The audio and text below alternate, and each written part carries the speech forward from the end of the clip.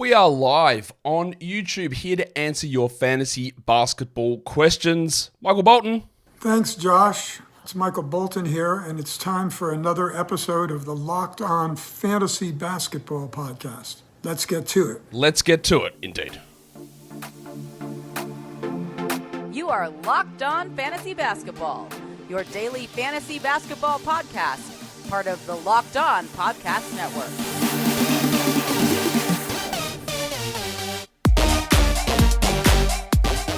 Hello and welcome to the Locked On Fantasy Basketball Podcast, brought to you by Basketball Monster. My name is Josh Lloyd and I have a far better gift in my bio link. I'm also the lead fantasy analyst at basketballmonster.com, and you can find me on Twitter as always at redrock_bball, on TikTok at redrock_bball, and on Instagram at Locked On Fantasy Basketball. Today's episode is brought to you by LinkedIn. LinkedIn Jobs helps you find the qualified candidates that you want to talk to faster. Post your job for free at linkedin.com/LockedOnNBA. That is linkedin.com/LockedOnNBA to post your job for free. Now that we are back and the NBA is here, there's no excuse for you not to be a double banger. Go and download the audio, listen to the watch the video, hit the thumbs up, leave your comments, ring the bell. All that stuff goes a long way to helping out the show, and it'll be great if you could do that. All right, we're here to talk. Fantasy basketball. We're here to answer your questions, and of course, to do that, I have got a very, very special guest with me. He is back. It is Adam Stock. Welcome back, Adam. Thanks for having me, Josh. It's good to have you here, and it's good to get into answering some fantasy basketball questions. Casey, I'm just going to knock this one out quickly. This is his Paolo going to day-to-day worrisome? No, he's got an illness. He's questionable with an illness. It's really important that when you see these tags pop up, you actually look to what they actually mean on your fantasy site, because I'm going to guess you just saw a GTD pop up next to his name on Yahoo. He's sick. He's fine. There's nothing to worry about with that. But Victor brings up a question which is on everyone's mind at the moment, not necessarily about Nick Claxton, Adam, but he says, what are the chances of a shutdown? And people tie themselves into the biggest knots trying to guess this stuff and worry about this stuff. And I don't know how you approach that, but actually, you know what? That's what this question is. How do you approach this fanciful idea of every player in the NBA getting shut down? How do you view the certain situations? What do you do about this situation that gets overblown like all the time? Yeah, if there's a team that has a history of doing it, like Portland, then I kind of worry about it if they did it in March. But with the season being pushed back and most people bringing their fantasy playoffs up, I'm not worrying about it too much, especially for a team like the Nets or a borderline play-in team. Even if they try to start losing games, they'll still be really close to the play-in, and it's kind of awkward if you're like right there on the play-in and then you start shutting every guys down. I know Utah has kind of did it last year, but they probably weren't going to make it anyways. So honestly, outside of obvious cases like Portland and maybe Washington, I don't pay too much attention to it right now. Yeah, I don't think again, as I've said all the time, all of my data and looking at this stuff is that players will start to get some fake injuries. No, that's not true. I don't know if they're fake injuries. Some of them are, but a lot of them are injuries that they could potentially push through if they needed to. But this happens in the last 2.5 weeks of the season, and it gets worse in the last 2 weeks, and it gets worse in the last week of the season. But for us now, we are 5-6 weeks away from the end of the season. There's nothing that's going to happen like that, and that's why I push in particular to put your fantasy playoffs ending at a specific date. So there might be like one player who gets affected by that, and that's what's been the case every year. And you're right, Portland has done it, but they don't do it in February. They don't do it at the first week of March. Like it's always happened in the final 2.5 weeks of the season. Utah will do it. Yeah, Washington may or may not. I don't know whether they will. But all these teams are so bad that they might not have to. I guess the problem, the big one, is going to be in Charlotte and what the hell goes on there with LaMelo Ball. But he is practicing, so I think, Adam, just to transition this question into LaMelo Ball, I think he does come back, but I don't think he lasts the season.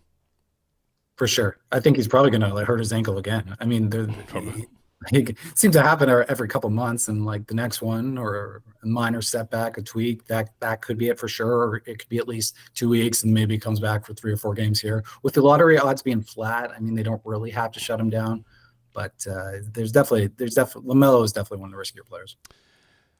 What was I going to find? I had a good question there. Oh, yeah, okay. If Jaren Jackson is shut down, is Santi Aldama a top 100 category player? I see no way that that's the case. Aldama isn't good. He's had opportunities all season, and he's been bad the majority of that time. He'll have some moments where he's better than what he's been, but I have absolutely zero interest in what Santi Aldama is bringing at him. Yeah, I think he's gonna be one of those classic like points and threes guys, get you a handful of rebounds. Like they go off every now and then when the three ball's dropping, but for the most part, you look at the ranking, it'll be like top 150. He just like doesn't do enough outside of the scoring categories really to be more than just a low end guy. He's probably gonna be a guy you're dropping during the fantasy playoffs. Like I see no way how you make the playoffs if he's more than like a bottom 2 or 3 guy on your team. Yeah, exactly. And he's almost got that the Max Strus going on where we go, oh, he must be a good shooter. Well, no, he's not actually. Like maybe he is, but he's not. Like look at his percentages. His free throw is trash. He's not like he's banging in Luke Kennard level 45% 3-point shooting numbers. Like he's not doing any of that. But because he's tall and white and he's a stretch 4, we are. He must be a good shooter. He's just not like that. Until I see it, like he isn't. Here's a question for you off the cuff. Do you know who's got the best 3-point percentage in the league at the moment? I probably could have told you this before the break, but I'm a little rusty right now, so no, not off the top of my head. I don't either, but I'm going to have a look. I thought it is. Okay, I thought it was him. It's Grayson Allen. He's shooting 48% from 3. Yeah, that makes sense. And then it's... Go ahead. Go ahead, sorry. Oh, no, I was going to say, I've been looking at that number, expecting it to come down all year, but it just hasn't. There's a few guys like that. I think just these days, like we used to be like, oh, yeah, he's shooting 47, that will come down. But these days, a lot of guys are just ridiculous shooters. So if they're having a season where maybe they're shooting, like they're hot, they're kind of the seasons where they're shooting 3% above like what they usually shoot, like that used to mean like 40 and now it can mean like 45. There are 11 players shooting 44% or above, which is like you see one player normally. There's 11. It's Allen, it's Luke Kennard, which again that's expected. No surprise there. Yeah. Kawhi Leonard's at 45, Norman Powell's at 45, Jalen Williams is at 45, Aaron Nesmith 45, Malik Beasley 44, Kevin Durant 44, Conley 44, Sam Merrill 44, and Drew Holiday 44. Like they are, and then you got there's over all on pretty decent volume too for the most part. Yeah, like those guys are not like coming in and it's not shooting 1-3 a game. Well, I think the lowest volume guy there is probably Jalen Williams. I think he only takes like 3 a game. But everyone else, or maybe Mike Conley, but everyone else is at a pretty high number. But that's enough of 3-point percentage. What do you think of Gordon Hayward gaining relevance in Oklahoma City? What do you think his role is? I guess some people like, is he going to play 20 minutes a night? Will he supplant Josh Giddey or Lou Dort and be a 30-minute a night player? They haven't really given us any indication of what to expect here. Yeah, for now I'm assuming maybe mid 20s. I don't really see a path to 30 as long as everybody's healthy. Like that would require, like Dort's not playing a ton, but that would require a pretty big hit for Dort. Giddey seems kind of stuck, 23, 24. Like it doesn't seem like there's room for a huge hit there. I think it just comes from the other guys, and I don't think like there's enough minutes from the other guys to get him to 30. So for now, like, I mean, I'd add him in 14, but for 12, I'm not too interested. They also probably want to keep him pretty healthy for the playoffs. This is a guy who likes to miss months at a time, so really pushing him 30 minutes down the stretch when you don't need to do that doesn't really make sense. I think he can get to 26 or 27. I could see it getting more though, because it's not like Giddey, like they're not committed to giving big minutes to Giddey. Like he could play 21, and he's getting like at the moment I've got Giddey at like 24, but if he could get 21, and Dort can go from 28 to 25, and there's like 7 minutes already, and I've already had Hayward at 22, and that pushes him to 29. Like it's actually not. And then you've got Aaron Wiggins, Isaiah Joe, you've got Hall Pass legend Lindy Waters III. You can get minutes from those guys. The Ken Rich Williams. There's a bunch of different stuff they can do in that rotation. So I don't think you'll get there initially, and I don't think that we need to be rostering Gordon Hayward at this point, but I can see a situation where we do get into that at some point coming up. Today's episode is brought to you by Stitch Fix. You know, that instant confidence boost that you get when you get an outfit that makes you look really good? Well, that's what you can get with Stitch Fix. With Stitch Fix, you get a stylist who understands your style, size, and budget, and they do all the shopping for you. It's the easiest way to update your wardrobe this season. You go in there, you give them your size, like this is my measurements, tops, bottoms, all that sort of stuff.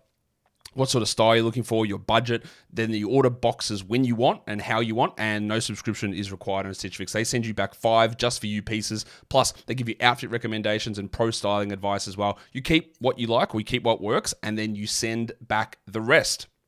Style that makes you feel as good as you look. Get started today at stitchfix.com/lockedon. That is stitchfix.com/lockedon. stitchfix.com/lockedon. All right, let's go back into some questions here, Adam. what's on people's minds as we get ready to start this? All right. What do you think about Chris Paul? Like this buffering says, is Chris Paul going to play against Charlotte? I don't know. He's going to be back soon. But what do you think, just as a general rule, about Chris Paul? And do you think he's someone that's worth having? Do you think, obviously there's going to be caveats. Hey, if you can easily add him and put him in your IR, then of course you hold him there. But as a general rule, do you think Chris Paul is going to be someone that remains like a must roster player rest of season? Probably not, because he just doesn't contribute in that many categories at this point. So I think when the fantasy playoffs come around, he's going to be more of a matchup play. Like if assists and steals aren't pure toss-ups in your matchup, then you got to drop him. That's kind of how I'm looking at a lot of these low-end guys. I'm not getting too attached just because I know if they're going to be bottom 2 or 3 guys on my roster, I'm dropping them in 2-3 weeks anyways.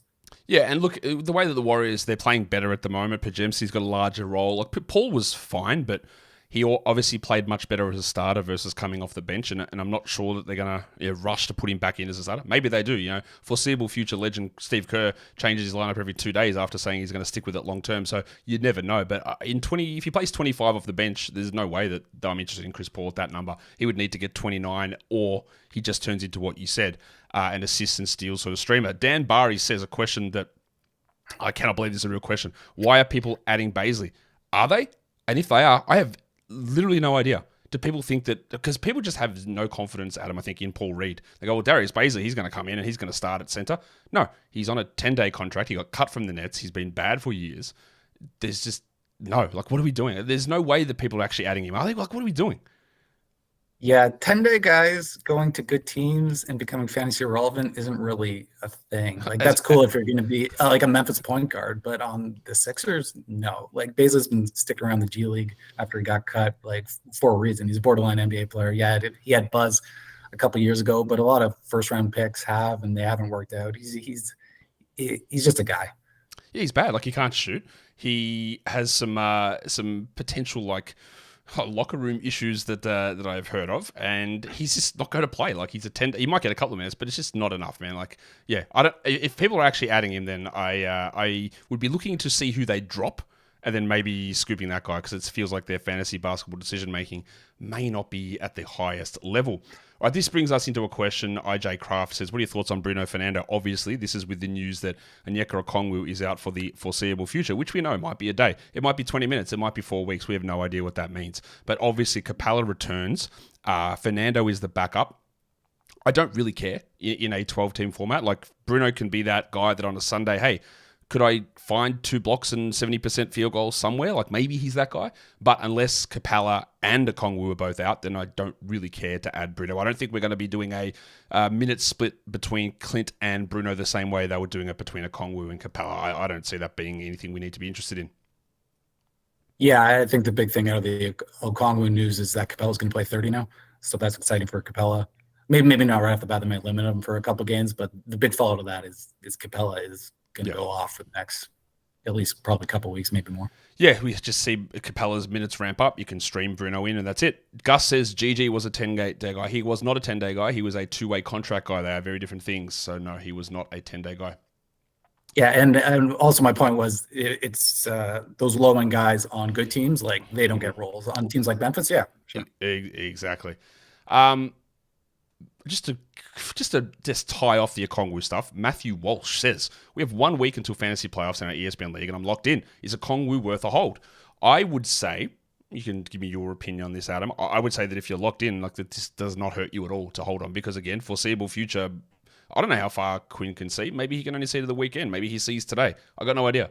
Just wait till you get more information, and then if you're locked in, and nothing is going wrong, like, then just wait. Like, you've got all of next week where you can actually just play around with lineups, and then maybe you get more information. So you're talking like another 10 days, 11 days until your playoffs start. Yeah, I'd 100% be holding. Yeah, why not? Like, maybe if there's something super obvious on the wire, but there probably isn't at this point. Yeah, like his upside is high enough where if there's no cost, just hold him and wait for more info. Yep. David says, oh, that's wrong button. David says, do you remain under the impression that Joel Embiid is out for the fantasy season? Now, I'll just preface this, Adam, before I get your opinion on it, is that fantasy season is going to be different for everyone depending on how your playoffs run, but my short answer is yes. Yes. How do you view that? Yeah, I think if you're in Roto and you go to the buzzer, you might get a handful of ramp up games. You probably won't play 34, but I mean, like Embiid can be amazing in 20. So in those settings, like, yeah, you're holding, but in head to head, I mean, what did they say? Like 6 to 8, like do the math on that. That gets pretty late. Yeah. So yeah, in head to head, I don't know, maybe if by some miracle you get one game or something in the finals, you can't hold for like a small chance of that. I would say that it's very unlikely he plays at all in March, and maybe it's April for those final 14 days or whatever it is of the season, that you get some limited minutes there and 2 to 3 games a week for that period to ramp up for the playoffs. I'd say that's more likely.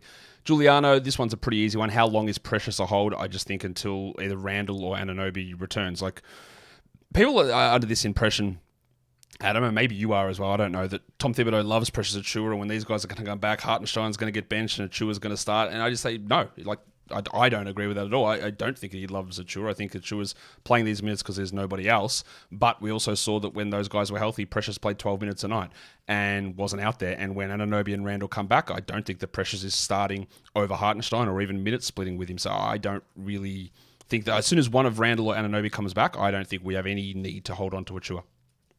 Yeah, for sure. I mean, Thibs can still like him and not play him a ton. They just have so many guys now that, like, Bogdanovich coming in kind of moves like guys around as well. So yeah, I agree completely. He's just a short-term guy. Yeah, he's that guy until those guys come back. Now, someone asked a question earlier that I should have put up, and they said, what do you make of the news where it said Julius Randle hasn't ruled out surgery? I always thought that was the case. The stuff with his injury was, right, they were going to let it sit for 3 weeks or so and see if rest and rehab got it back. But then and this is the standard procedure with shoulder dislocations, if that doesn't work, then you have to undergo surgery. So that's always been the case. The fact that he says that out loud makes me go that maybe rehab's not going particularly well. It was always pretty weird to suggest that he'd be back in 3 weeks. Like, that just didn't make any sense. And the Knicks injury reporting and the misinformation that they provide through the GM through official releases, and then Thibodeau saying, what are you talking about? He's broke his leg. He's going to be out there tomorrow. Like, none of it makes any sense. So I always thought this was going to be a bit longer than the initial dates. But the fact is we just have to wait and see after that initial 3-week period. But him saying it out loud makes me think that it's probably not going as smoothly as he would hope. Yeah, if you have super early playoffs, like if they're starting next week and stuff, I think it's time. Then it's like all hands on deck, kind of do what you have to do situation. But with normal playoffs, I think you can wait a little more before having to make that decision. Yep, exactly. MB says, is Wemby getting shut down? That's the most important question in fantasy basketball right now. Well, it might be the most important question, MB, but literally nobody knows. So there's no point guessing. There's no point trying to figure it out. Wembanyama doesn't want to get shut down. If he does again, maybe it's the last 10 days of the season. And I don't think you should waste any of your time trying to guess that, because you might as well flip a coin and make your call off that. There's just no way of having any definitive answer of any of that stuff. Would you be actively trying to move off Wembanyama because of this? No, I mean, there's a chance he turns his ankle in the middle of March and that's it. But you can't predict that. And honestly, the Spurs don't really have any reason to shut him down. It's not really going to change what happens on lottery day. Yeah, like you said, Wemby probably doesn't want it. He's going to win Rookie of the Year, but if you shut him down in mid-March, maybe that puts that at risk, and he's not going to be happy about that either. So I would feel better about it if he was on a playoff team, but at the same time, I'm not making any moves based off of him being on the Spurs. You bring up an interesting point about playoff team. We're going to get to that in just a second. But today's episode is brought to you by eBay Motors. Our partners at eBay Motors have teamed up with me to bring you some of the best fantasy picks each week, all season long. So when you're scouring the waiver wire, trying to find that player who can help to be guaranteed to fit on your roster. At the moment, one of the guys I'm really looking at is Scoot Henderson. Again, there's a lot of negativity around Scoot that gets put out in the media, but if you have a look, he's fixed a lot of the things that were a problem. His 2-point percentage, still garbage, but he hits basically every free throw. He gets to the line a ton. His 3-point shooting is up, and now he is the starting point guard rest of the season moving forward. And I think that he just needs to be on rosters. I know there's going to be problems with field goal percentage, but we talk about this all the time, is that rookie point guards get better as the season goes on, and he and Keontae George are both following that pattern pretty much down to a T. So if Scoot Henderson is available on your wire, maybe it doesn't work out, but I don't think you should be sitting there and go, I'll just wait 3 weeks to see if Scoot becomes that guy. I think now's the time to do it, and then you make an assessment later on if it's still too much of an issue for your team. But he's the guy that I'd be looking to grab if he sits there on your waiver wire. Does that help you win your fantasy championship? Well, you never know. Like, honestly, they might sit down a bunch of guys and he's running out 33 usage, averaging 20 and 7 down the stretch, which is great for your team. eBay Motors knows that a championship team is about each player being a perfect fit, and that is the same with your vehicle. With over 122 million parts for your number one ride or die, you can make sure that your ride stays running smoothly. Brake kits, LED headlights, roof racks, bumpers, whatever it is your baby needs, eBay Motors has it. And with eBay Guaranteed Fit, it's guaranteed to fit your ride the first time, every time, or your money back. Plus, at these prices, you're burning rubber and not cash. Keep your ride or die alive at ebaymotors.com. eBay Guaranteed Fit, only available to US customers. Eligible items only, and exclusions apply. All right, so I teased this question. DRello28 says, is it better to draft players from winning teams versus a losing team? There is no chance a winning team will sit out their top players, but a losing team will. I'll just tell you one thing right now, DRello, you are wrong, because winning teams will sit out their players. I 100% guarantee you this. There are going to be teams, Boston Celtics, that in the final 2 weeks of the season are going to be completely locked into their seed, and they will sit guys every second game. This is what will happen. If there are teams that are in a spot that their seeding is 100% locked in and they can't really do much, and there's someone with a slight injury that might get outgraded, they will sit these guys down. The teams that go the absolute hardest right to the end are the teams fighting for the playoff spots, fighting to get out of the play-in and into the top 6, or trying to jostle for seeds. And you can't sit here and tell me that at draft time that you go, well, you know what? I'm just not drafting a Grizzlies player because they're going to be bad. Yeah, you could have said that about the Spurs. You could have said that about the Wizards, but also at the end of the season, we don't know that those teams are going to sit players out at this point. There's just no way of knowing any of this stuff. So I just think that a lot of this idea of like, well, I just draft from good teams and bad teams, you don't know who those teams are going to be with 100% confidence. You also don't know how each of these teams are going to approach each of these situations, like people avoiding Thunder players last season because they're definitely going to tank, and then Shai's the second best player in fantasy all season. I just think that is adding an extra level of variable into your draft idea that is bad. Like I just don't think that it's and the premise of winning teams not sitting players out is not true either. Yeah, I use it more as a tiebreaker than something that necessarily like drives my decision-making process. Outside of like very obvious guys like Jeremy Grant this year, I just didn't want to roll the dice on again. But if he had higher upside, then like maybe I would, like I wasn't totally against Aiden because I was hoping for a breakout. We didn't obviously get that, although he's been okay for fantasy. But yeah, for the most part, I'm not thinking about that. Like, yeah, the Boston guys are probably going to screw guys, especially going to April. Yep. And people probably weren't thinking that going in. They thought, oh, yeah, Milwaukee will put up a good fight. And now they're not putting up a good fight. And now all of a sudden, like they might have less to play for than like most teams. Yeah, and no one would have gone into the season going, well, you know what, the teams that are going to be the top 2 teams are going to be the Thunder and the Wolves, right? No one would have thought that at all. So it's really hard. It gives extra stuff that your brain doesn't need to be considering to that level at draft time. But Matthew Yonkers, I'm going to say it's a soft J. Matthew Yonkers says, do you see Paul Reed finishing with a better category player than Jonas Valanciunas going forward? So from this day on, do you think that Paul Reed will be a better ranked fantasy player than Jonas Valanciunas? And while that seems stupid on the surface, Adam, I think that it is almost a guarantee. Like it really depends on how long Embiid is out, but Valanciunas is playing like 19 minutes a night the last couple of games. I think this feels pretty comfortably in Reed's favor. Yeah, I think he's got it unless Larry Nance goes down. JV's great true. On a per minute basis, but I mean, like the Pelicans have so much depth, and they like to go Nance and Zion and mix things up. JV's minutes ceiling just isn't very high, and I know Reed is going to have some really ugly games because he's not that good of a real life player, but he doesn't need to play that much or even be that good. He's just one of those permanent fantasy studs who, if you give him 26, like at the end of the day, you look at his numbers after 3 weeks, they'll be pretty good. Yeah, exactly. Like there's a lot to do here. Like if Embiid comes back way early, then Reed loses value. If Nance or Zion goes down, then Valanciunas just goes up. But with the way things currently sit, I don't really think there's an argument with it. Like that just seems pretty clear.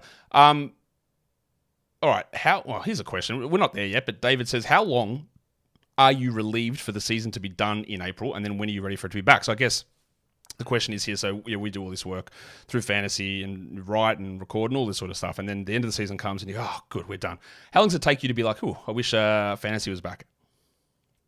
I would say probably around free agency. I watched the draft and I found myself, I'm making notes and everything and I kind of enjoy it, but I would say free agency is when I start getting the buzz a little bit, like I want to talk about it. more so than just with my buddies who are just a little more casual with it. Like I want to really get into the weeds a little bit. I would say that's when I start to get excited. That's not when I really start. I start my projections probably late July and go from there. But I would say I start to get pumped around free agency. Yeah, I think that's about right. Like I start to ramp up my work before the draft, starting to do all the draft prospect profiles and things like that. But once I always set my time, like once I get back from a trip to summer league, that's when I really start to like, ramp up what I'm doing and get excited for it there. But having that time off is good. Also just lets you assess what you did last season and how you're going to do it differently, and just let things sink in, and also just have a bit of time off is good as well. Back to the Knicks. Should you be concerned about Hartenstein rest of season with all these recent Achilles injuries? I am not particularly concerned. I think this rest is good for him. He had these Achilles injuries or sorenesses last season. I think it's going to be something that might persist for a while, but I'm not like, oh man, I need to get rid of Hartenstein or anything like that. Yeah, for sure. And he's a tough guy to trade too, because he doesn't have a ton of name value. A lot of guys don't really understand how good he's been both on the court and for fantasy. So you probably can't get equal value anyways. So I would just ride it out and kind of hope for the best. I agree. I've heard a couple of people say that DiVincenzo is dropping his production. What do you guys think about that? Giuliano, I don't know who's telling you these things, but just be really cautious about where you're getting the information. Yes, Dante eventually will lose production when Anunoby and Randall return, but they're not. So why would he? Like, he's still going to be playing a ton of minutes as the starting shooting guard on this team. His backup is going to be a nobody. Like, it'll be Alec Burks. Like, it's nothing. Like, don't worry about this. I don't know where you're getting this idea that these things are happening. Like, some people, I think it's important to have a long view, Adam, in fantasy and understand where things go. Like, we can talk Precious Achiuwa and go, at some point, yeah, he'll become a drop. But I don't need to plan for when that happens. Like, I don't need to be like, well, what if it happens in 2 weeks? When it does, it does. Like, I don't think you need to focus on that sort of stuff. Same as DiVincenzo. If his production does drop, then it drops. Like, but it's not going to happen now. There's no reason to suggest that anything like that will happen now. I think, again, a lot of people just try and put too many different variables into it that are just out of your control. For sure. I mean, it's February 22nd, too. We got to start thinking short term, Like, I'm not worried about a month. I want these good 4 or 5 games now, and not just if my playoffs are starting. Like, I want, like, if I'm fighting for a bye, if I'm fighting for the playoffs, like, don't get too caught up in maybes in the fantasy playoffs, like at this point in the season, like, we want the sure things, and Dante's a sure thing for probably at least a couple more weeks. Yep, exactly. And then again, when you're talking about a guy that you've just grabbed off the waiver wire, if he turns into a drop, oh well, who cares? It's like some people giving it like, oh man, I'm not sure if I'm going to add Trey Mann because the Hornets have got 2 games in the playoffs in 1 week. You're talking about a guy you got for free. Like, don't worry about it. If it gets to that stage and you're in your finals week and he's got 2 games, you know what you do? You drop him. Like, that's just simple as that. Like, just get the production in now. My problem with those 2 game weeks in the playoffs, well, I'm not spending my first round pick on that guy when there's someone of equivalent value there who might play 3 or 4 in that week. That's my issue. It's not about like what I do with my 10th pick or streaming guys in off the waiver wire. Like, that's a very different scenario to me. All right, so let's go talk to Miami. Renan Fayado says, Jaime Jaquez or Delon Wright? I need steals and assists. Delon Wright, obviously, I didn't mention him on the waiver wire show yesterday, and I should have. He has signed in Miami. They have no ball handlers at all. Wright's a really interesting one. He's looked pretty bad, I think, most of this season. Bought out by the Wizards, but the Heat don't have a point guard, and Rozier is injured. Now Hero's popped up as injured. I think that for the short term, I would probably go Wright, maybe? I don't know. Jaquez's role is limited behind Butler. He hasn't been shooting well for the last 6 weeks to a month or 2 months or whatever. And I think Wright could find himself in a pretty interesting role, even if it's for like 4 games. Yeah, for sure. Yeah, Rozier's probably got at least 2 or 3, and possibly more too. I mean, even if Jaquez plays big minutes, he's going to give you like 3 to 4 assists and 1 steal. Delon can do that in his sleep. Like, you could give Delon 18 and he can do that. If he starts getting like 24, as we've seen in the past, he's pretty nasty. So I would definitely go Delon. I mean, they only have 1 game left this week, so I probably wouldn't go with either guy if I needed something this week. But starting next week, if we don't get a positive Rozier update, yeah, I'd go Delon. N23 says, what are Onyeka Okongwu's starting chances? Are they gone with the injury and Klink being back? I would think yes. I thought if he had stayed healthy that they would have just ran with him as the starting center rest of the season. I would say, Adam, that chance is done now. Yep, I agree with that. I think there's an outside chance, but Clint's going to play 30 for the next 2-3 weeks, and they'll probably just roll with that to the end of the year. Look, there might be something where Capella, who like Hartenstein has had this persistent Achilles soreness for years now, he's got this groin issue, so maybe it happens. But I don't think it's as simple as a Kongwu comes back from the toe injury and he just slides straight in and starts over Capella, and we go to that. I think that chance is basically done at this point, which is unfortunate because we just want to see that run of Okongwu being that starter, and we just can't get it, unfortunately. Dennis, the last question. I'm glad you put a De'Anthony Melton question in here because he was on my thumbnail. Amen Thompson or De'Anthony Melton rest of season? Now, you've given us no context whatsoever about league type, league size, but I will throw this to you, Adam, with a 12-team category league situation. Do you want Amen Thompson or De'Anthony Melton rest of season, or option C, none? I want Melton for sure. Assuming we get a somewhat positive update next time around. I think Nurse said they were just going to see how he responds. Nurse is kind of iffy with injuries too, so we'll see where that goes. But if Melton's healthy, I want him. I like Amen, but with Fred coming back, he's going to be more of a streamer. I know Jalen Green's struggling. There's a possibility Amen starts eating into his minutes. But I mean, with Melton, we know if he's even in the high 20s, he's pretty solid. He can be a top 100 guy when he's playing well. And that was with Embiid in the lineup. Now without Embiid there's some extra shots. Threes might be a little better. He's not a big scorer, but I like Melton. If I had to choose between those two, I would choose Melton because I agree. I think there is a little bit more in terms of minutes, but I honestly don't think either of them is a 12-team must-roster player. Amen in a 22-minute-a-night role is not there, and I think Melton with this back stress reaction issue, like that's bad. The fact that they've said that Buddy and Batum are going to be starting is also not great for his long-term value, and that might mean he's a 24-minute-a-night guy coming off the bench, at least for the short-term, and he's not even back yet. So, I think at this point, I don't think either of them are must-roster, but I would take Melton over. I mean, quick last question: will Drummond start the rest of the season? RotoWire has him starting at center today. No, I don't think he's going to start today. They're against the Celtics. I'm not really sure that having Vooch and Drummond out there, with Vooch having to push out into Jason Tatum, is going to be an optimal use of a starting lineup. I don't think that Drummond will start rest of season. I think maybe will start 4 more games. Well, I looked at the schedule. Or their schedule, I think they had 3 more games against teams with 2 bigs, and I don't think that he will start those other games. Yeah, then we got to see what the rotation looks like when P. Will is back too. Like Drum's definitely a guy I want for now, but yeah, it's going to be a game-to-game thing. I don't think Pat Williams is coming back, to be honest. The updates don't sound particularly promising on that foot. I don't think that he's going to be coming back at all this year, and that will leave them into a situation where they're going to have to be playing Drummond some minutes, but they also just will go Caruso, DeSumo, DeRozan, and White alongside Vooch for the majority of that time is my guess. All right, that brings us to the end. Adam, tell people what you've got going on over at Elite Fantasy Basketball.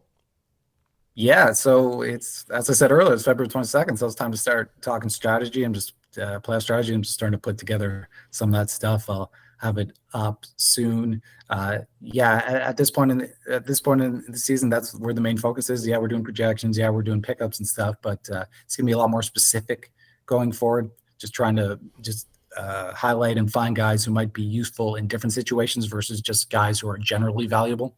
Yep, exactly. Like we get to this stage when the fantasy playoffs start, and it's not about like rest of season value. Like what's happening today? What's happening the next 3 days? If today's got 13 games on, then we ignore it. And what happens the days after that? Like we need to be very hyper focused in those head-to-head leagues. And Adam's going to have all that stuff covered for you. Go check him out on Twitter. Go check out the website. Adam, thanks again for coming on. I'll see you later. Then I'll wrap up this show. Yeah, thanks for having me. Looking forward to chatting during the fantasy playoffs. Absolutely. Guys, that will bring us to the end of this show. Don't forget that you need to, and I know you already have, so I do thank you guys for hitting the thumbs up and double banging and leaving your comments and notification bells and all of that stuff. Guys, we are done here. Thank you so much for watching, everyone. See ya.